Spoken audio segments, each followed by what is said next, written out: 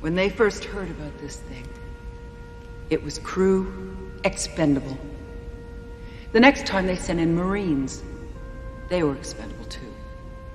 What makes you think they're gonna care about a bunch of lifers who found God at the ass end of space? You really think they're gonna let you interfere with their plans for this thing? They think we're crud, and they don't give a fuck about one friend of yours that's died. Not one. I ain't much for begging. Nobody ever gave me nothing. So I say, fuck that thing. Let's fight it.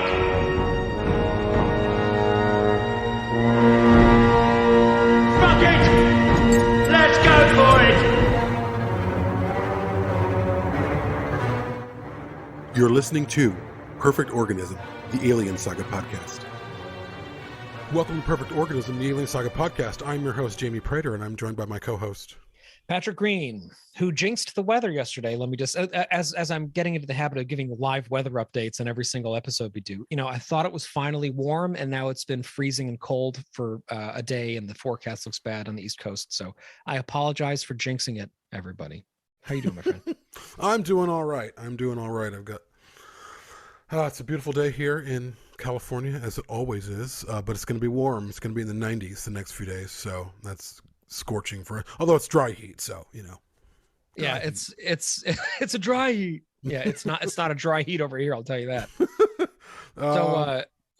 We're here to talk about some pretty exciting stuff. It is, as you probably are well aware, the month of the year every year where things of Perfect Organism go absolutely crazy. If you're joining us from Shoulder of Orion, batshit crazy, the Batman batshit crazy. Our Shoulder of Orion listeners know we're taking a few weeks off from that show. So if you're tuning in here instead of there, welcome to Perfect Organism. For those of you who are always tuning into PO, the reason we're taking that time off from Shoulder of Orion is we got a lot going on and it is moving quickly. And I can say personally, I'm very excited about it. I am too. I mean, Alien Day is a big day for us. It's a big day for fandom. There's a lot happening with the IP. There's been a lot of announcements, and we have a lot in store, so I'm excited to see where it all goes. Yeah, you want to start with a little rundown? I got my list. Yeah, so the big one for us this Alien Day is, of course, our audio drama, Alien Abandoned, which I started writing a week after Alien Day last year. Patrick was like, Jamie, what are you doing? Just give it 2 weeks. 5 days, ladies and gentlemen. Yes. But it was exciting, but I have really been working, or we have really been working on that for about a year, a good solid year in terms of writing, casting, and putting it all together. We're in the final stages, which is when Patrick comes in and does his magic and scores it. So this is something that I'm really excited about. I really love this story. I really hope our listeners love this story. It's probably, I don't know, I feel like it's the best thing that we've done so far. And I feel like that every year. Last year, I didn't write the drama. I adapted it from a story that our friend Connor Murdoch wrote. It was great. It went over really well. It was something that I really enjoyed putting together. But this year, this is something I kind of returned to me writing and directing this audio drama called Alien Abandoned. So I'm really excited. There's a lot of me in this when I write, which typically there always is. And it's a good, solid hour. The soundtrack will also be available for purchase. The sound design in this, I'm really, really proud of. Patrick and I worked really closely on this to get this textural, amazing, kind of ambient, thrilling sound for this show. So there's a lot. Yeah, it's really cool. It's in some ways going to harken back to, if those of you who remember when I first came aboard this podcast 5 years ago, we did our first ever audio drama on this show, which was called Alien Proximity. Yes. And that was a little similar to this in that it was a very contained story with a very, constrained cast of characters who are going through a very specific situation. Similar to the, last year was awesome, but it was a much larger palette, right? It was a cast of thousands in terms of the sound design. It was about a whole city, right? This is, again, it's a return to a smaller story with larger implications. Mm-hmm. It's very psychological. And the audio, like Jamie's saying, is a huge part of it. Jamie has really upped his game with the design. The actors are absolutely amazing. And it's a very immersive environment. And, part of putting that environment together, Jamie knows what I'm doing because I have a violin bow in my hand, has been coming up with interesting. Give one of his kids a spanking. Very musical. How dare you see a G-rated film? Come here. There's no blood in that movie. The kids do like their violence, let me tell you, but luckily not inflicted by their family members. But in terms of the soundtrack for this, we've been experimenting with a lot of really cool sounds, and one of those sounds that you're going to hear is derived from the waterphone, which is a really cool instrument that's less than a half century old, and it's basically this metal tub with steel tines that are welded to it. And you play it like you would play a stringed instrument, and it produces some really cool sounds. So to give you a little taste of what this sounds like, we're going to play just a little snippet of some of the alien planetary sounds that you're going to be hearing, which were produced using only this with some digital stuff and one other instrument.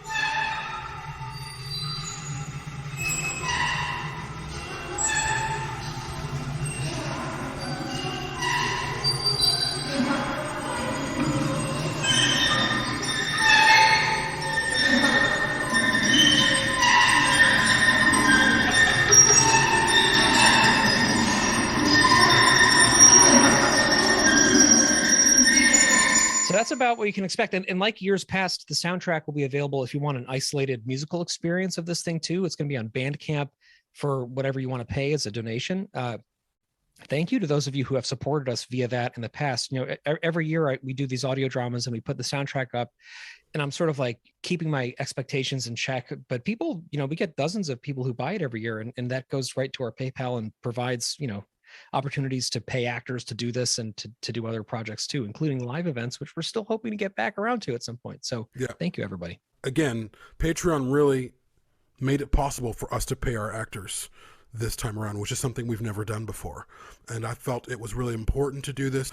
It's a cast of 3 people, and it required a lot of acting and a lot of time.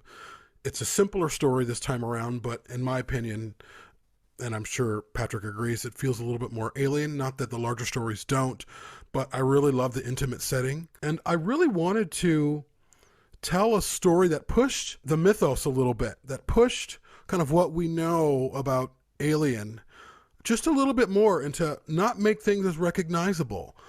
Because oftentimes with audio dramas, certainly fan audio dramas, which is what this is. I mean, I wish it was official, but it isn't. The best thing that I know how to do is not recreate what I've heard before, not recreate what I've done before, which includes not using sounds that are wholly familiar, using different sounds that aren't the sounds of the Nostromo.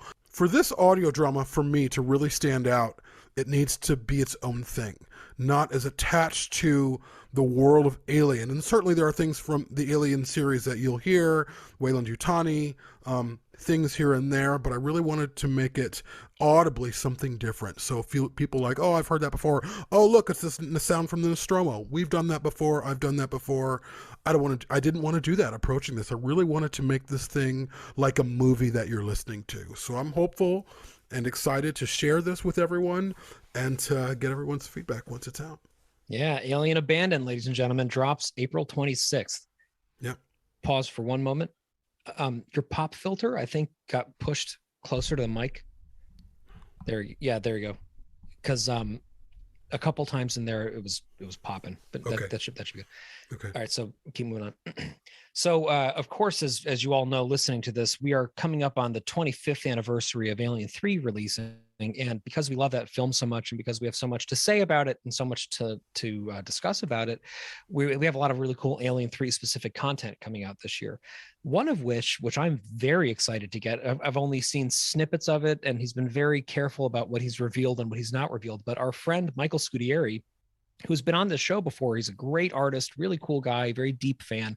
He's done a lot of artwork for us in other contexts in the past. And this year, again, thank you to our patrons who helped to foot the commission bill for this. He's doing an original Alien 3 inspired art piece for a t-shirt, which will be hearkening back to Giger's unused creature design, which was something that I was very excited to hear. And I've already, from what I've seen, I'm going to get probably 10 of these shirts in various colors. I'm real excited about this one. Me too. This time around, usually when we contract or commission Scudieri, he shows us what he's doing pretty regularly. We've only seen a snippet of it, and what we've seen, we've both loved. but I haven't seen anything since. And so I'm as excited as everyone else to see what we're going to get. Alien 3 is, of course, my favorite. What we did see is really amazing and incorporates the themes of the film and the characters, of course, Ripley and a couple other characters from the film, and this really wonderful design. So this will be certainly available as a t-shirt, but as a poster if you want it, on a mug if you want it, on a sticker if you want it. And I think it might be one of the best designs we've released. And last year's design was great by my then housemate, Blake Beckman. I thought it was fantastic. But this year, I think it's going to even be better. Yeah, last year's t-shirt was a game changer for us in that we always offer, commemorative Alien Day shirts, and they sell a little bit. But I had a feeling last year's was going to be a hit, and indeed it was. Many of you bought that shirt, and it was freaking great. You can still get that, by the way, in multiple color forms. If you go to our, website, you can get it through TeePublic, you can get it through a few places.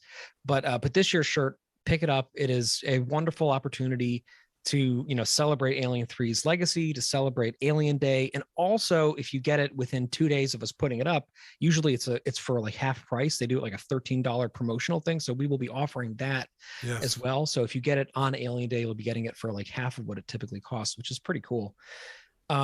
We also have some episodes dropping that day. The first of which that I want to talk about is one that we recorded last week, actually a week ago today as we record this, which was Jamie's birthday. He turned 22 years old, ladies and gentlemen, a really big day in his.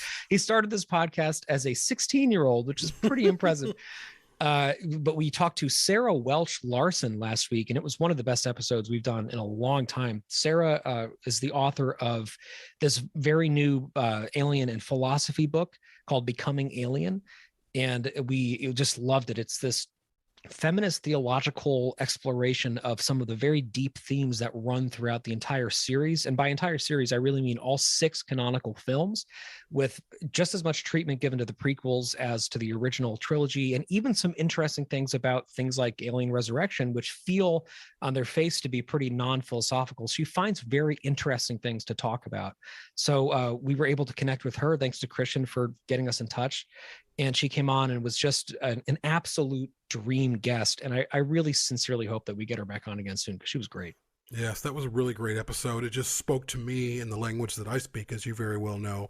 It was just a really in-depth, cathartic conversation, a real true deep dive into these films. I mean, we do that in general, but this was even a step further through a lens of someone that we don't really know, and interpreted in a way that we don't typically interpret things. I mean, certainly we come at it with our own experiences, and then we iterate verbally what those experiences are.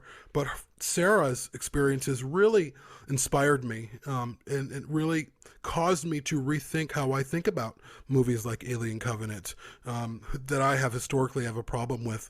And she found things in there, and I'm like, oh, wow, yeah, that's interesting. So I'm excited to release that interview to the world. I think it's going to be great. The next thing that we have coming up as well is our commentary for the assembly cut of Alien 3, which is something that I don't typically watch very often. I know you've seen it. I've seen it a couple of times.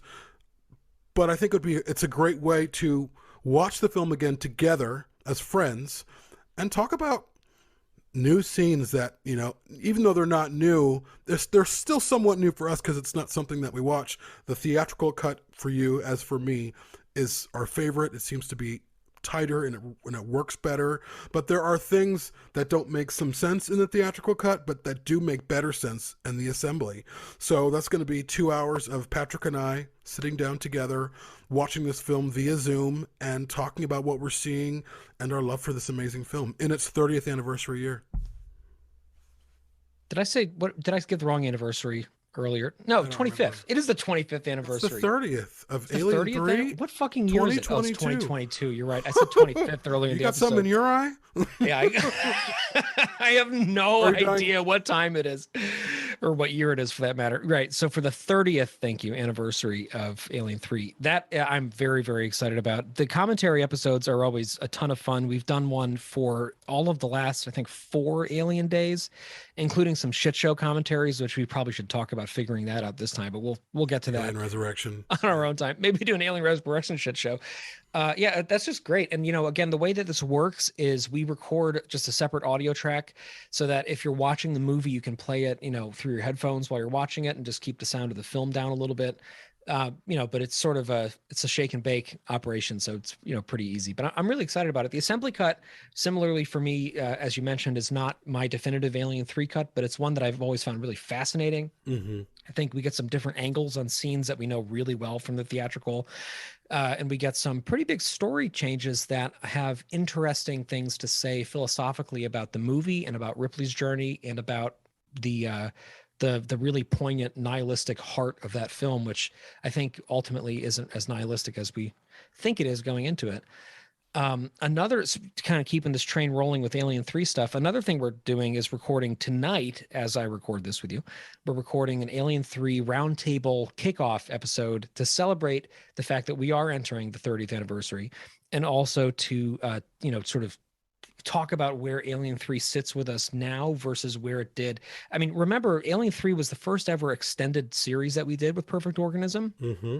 It's only a few months after I came on in 2017. So that was almost 4 years ago, just about. Yeah, because it was a year after, right? Or no, it was 5 years ago. Over 4. Yeah, wow. Yeah. Look who's getting the years right now, Mr. Prater. It's my eye. We're celebrating the 55th anniversary of Alien 3. No, so we, as I was saying, that was the first time we ever really tried this, and we loved it. It's called In Defense of Alien 3. If you haven't listened to that series, go back and check it out. So we're revisiting that series now with some new content for its anniversary, and I'm excited for this kickoff roundtable tonight. Yes, I am too. As you know, and I know, Alien 3 is my bread and butter. Honestly, we don't talk about it enough. We've been talking about aliens for a long time, and rightly so in some ways, because last year was the 35th anniversary of Aliens. And it's dominated a lot of our discussion. Certainly we've gone off and had, different conversations about different topics here and there. But Aliens has really been our mainstay for a while. And I'm ready to really dive back into Alien 3, not so much in defense this time, but really into what that movie means. Even before we actually get into the movie, what is it about this movie? Is it, and just the idea that Alien 3 isn't this celebratory, oh my God, yeah, movie. It's this devastation. It's a funeral in some ways. It's the closing of a chapter, the tragic closing of a chapter of a beloved character that, of course, as everyone knows, ad nauseum, that's close to my heart, Ellen Ripley. And why Alien 3 is such an amazing film, but also so difficult to engage with. But at the same time, we are here to celebrate the film. We're here to celebrate it. We're here to discuss it and discuss our feelings around it. Like, not like our feelings around it, but like, what did people know before they even saw it going in? Did they know that Ripley died? Did they know that Hicks and Newt were dead? What's their trepidation? I know you and I discussed the difficulty of watching that film. As much as I love it, I don't watch Alien 3 very often because it's so hard to watch. To see this character lose everything and fall apart, and then towards the end she kind of comes back to herself a little bit before she ultimately sacrifices herself for the common good. But that's a tough journey to go on, certainly in an environment this time where people don't have her back. Historically with Ripley, she's on the Nostromo and things are going crazy, but everyone has each other's back. No one's there, except for maybe Ash, obviously, but no one's there to harm Ripley. Aliens, same thing. She might not agree with what's going on. She might not agree with the tactics, but everyone's there to support each other. In Alien 3... Except for Burke. Yeah. In Alien 3, she's thrown into this community of prisoners who hate her from the outset, who don't want her there, who look at her as an object, who look at her as a piece of meat. They don't not see her as not an equal, they see her as trash. What are you doing here? Why? She's the alien amongst them. She's the threat. First, right away, she's the threat. And that's a very different position for Ripley to ever have been in. And so I'm interested in exploring that and exploring the story of this really incredible character through that lens. Because I don't think the film needs to be defended anymore, but I definitely think it needs further discussion. So I'm happy to have those discussions. Once Alien Day kicks off, I mean, it's going to kick off our bit of an ongoing Alien 3 coverage, and that might last until maybe, I don't know, to the end of the summer. We're not really sure, but it's time, and our fans are ready for us to talk about it, so I am too. It is, ladies and gentlemen, just for the record, the 25th anniversary of Alien Resurrection. So there is some anniversary in there, and we are not talking about that one. I'm tremendously excited, and honestly, the Sarah Welch Larson show, prepping for that by reading the book, but also just discussing it with her when she was on, it even reinvigorated me. I was already really excited to re-engage with it, but talking it through with her, it just brought new illumination to things that I hadn't even considered, honestly, especially about the prisoners and about who they are vis-a-vis the story. Like, just really interesting perspective. So again, check out that interview, but also join us. There's a lot to talk about with this movie that continues to be a dark, shining ray of, I don't know what, but something very, very complex. Yes. And it's a movie that people are like, yeah, man, it's good, but fuck that movie. You know what I mean? Like, oh, it's good, but like, I don't know when I'm going to watch it again. And I want to talk about that. But also, one thing that we're going to talk about, which we have never talked about on this show, period, is the archetype of fatherhood. The not just fatherhood, but the archetype of the, like, Dallas and Hicks and Clemens, these men that are written that are in some ways diametrically opposite of Ripley. And really getting into that, who and how these characters were written and how strong they are in their in them being not stereotypically male. So I'm excited to have that. I mean, that might certainly be a little bit of a mini series because it's going to include characters from other films, which, who knows, we might include a character from Alien Resurrection off the bat. I don't know who that would be, so maybe not. Johnner, no.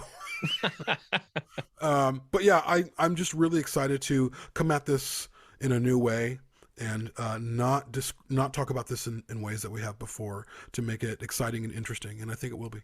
Yeah, totally. And then just closing out here, we have also an interview that Christian conducted on his own, so well done, Christian, with the founder of Alien Day, Ilaric Hahn, who is a figure in fandom communities, and he was willing to come on and talk to us about that via Christian. So we're really excited. I haven't listened to it yet. It just happened last night, but I'm really excited to see how that went and to learn how this annual tradition started, but also to hopefully unpack a little bit of why it seems to have been abandoned mostly by Disney and where we sit with that. We're in this continual process of wondering why various announcements aren't just held off on for 3 or 4 weeks for Alien Day, whether it be the Hulu series, getting more information on that, whether it be Fede Alvarez's new film that's going to be airing on Hulu as well. The new Prime One figure that just was dropped the yesterday. Ripley figure. There's announcements all the time. Right. So that's something that I think will be interesting to unpack some of that on Alien Day. And of course, as we always do, at the end of the day, we will have, a coming together of everybody who's available. It's always Jamie's dad's birthday. So that's, gets somewhat in the way of that sometimes for Jamie, but I'll definitely be there. I'm sure he'll be there for part of it, to just talk with the community and to talk with various Perfect Organism staff about the significance of this day, about what people picked up. A lot of us like to blow some money on Alien Day, so it'll be interesting to see what people get. And just to reflect on this moment in the community. And, I was looking back at the last 2 years of Alien Day for us. And, you look back at the 2020 edition, which we called the ICC Quarantine Edition. That was like it's such a beacon of light. I'm using the beacon metaphor a lot today, but I'll stick with it, because it was at a time where most of us were completely isolated. We weren't even leaving our houses. It was just, crazy. And then last year we had this wonderful celebratory feeling of the springtime coming and not knowing about all of the waves that awaited us. But here we are again doing another, quote unquote quarantine edition Alien Day, and things do feel fundamentally different and fundamentally better to me, and I think to a lot of us. And so hopefully this is the last one we'll have where we'll have to even make mention of COVID at all, but also the last one we'll have without also having an announcement of some kind about a live event, because that's something that we really want to get moving on. And it's something that I think we are in a place where we're probably almost ready to. So that's exciting. Yeah, it is really exciting. I can't wait to plan that a little bit more. We're not sure how we want to do this. We speculate that the Alvarez film will be out either by the end of the year or maybe the beginning of next year via Hulu. A live event around that might be interesting. We're kind of talking about what we want to do. Also, I wanted to throw in, we're going to do a giveaway, a t-shirt giveaway via TeePublic during that last live roundtable that we're going to broadcast via Facebook. So TeePublic has said that they're going to help us, and they're going to send these shirts to whoever wins, and they're going to be the Alien 3 design, so a shirt or whatever you want, essentially. And so I'm excited about that, and yeah, I think it's going to be a blast. Alien Day is one of my favorite days of the year, not just because it's Alien Day, but again, it is my dad's birthday. But my dad also introduced me to this IP. I thank him for that. I love sci-fi because he loves sci-fi, and it's just a great day to celebrate my love of sci-fi through Alien and my dad. So yeah, and it's also Andy's husband's birthday, so happy early birthday to Fred as well. Indeed. And it's just, yeah, it's a very special day for all of us. So we look forward to celebrating with you all in just a couple of weeks by the time you're hearing this, and we'll see you then. Yeah. Thanks for listening, everyone.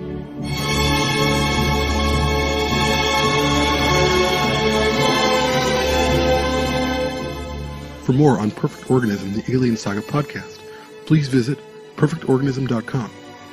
Perfect Organism is available for listen or download through Podbean, iTunes, Google Play, TuneIn, and Spotify. If you'd like to support the show, please visit perfectorganism.com/support. Thank you.